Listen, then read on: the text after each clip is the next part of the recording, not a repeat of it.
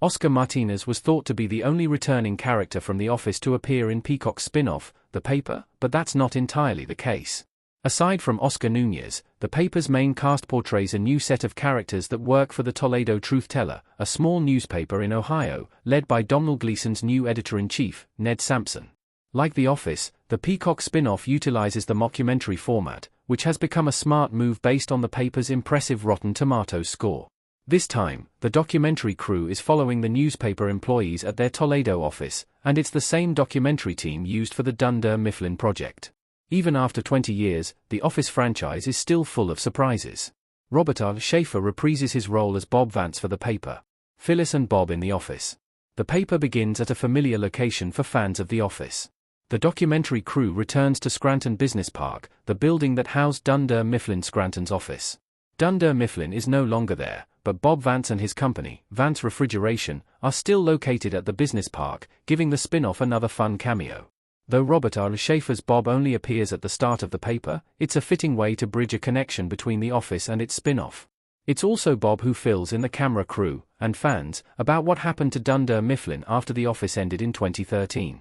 It turns out that a Toledo-based company called Innovate bought Dunder Mifflin in 2019. Following the brief update by Schaefer's Bob Vance, The Paper's premiere episode takes the documentary crew to Innovate's corporate headquarters in Toledo, Ohio.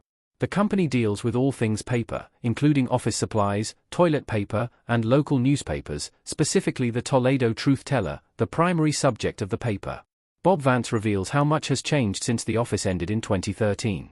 Dwight, Rainn Wilson, chatting to Jim, John Krasinski, and Pam, Jenna Fisher, after they quit in The Office finale.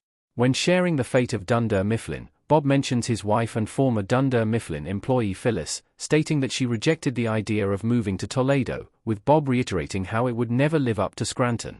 Considering how Oscar is the only proper crossover character, it confirms that Dunder Mifflin truly changed when The Office concluded.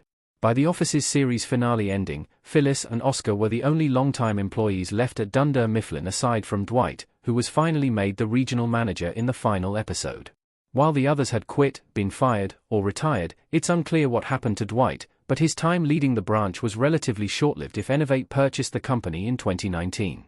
The company that's now located in Dunder Mifflin's former office space is One and Done Laser, Eye Surgery and Tattoo Removal, with Bob stating that there's less drama now that Dunder Mifflin is gone. Even though Oscar and Bob are the only returning characters, The Paper's Season 2 renewal offers the opportunity for more role reprisals in the future.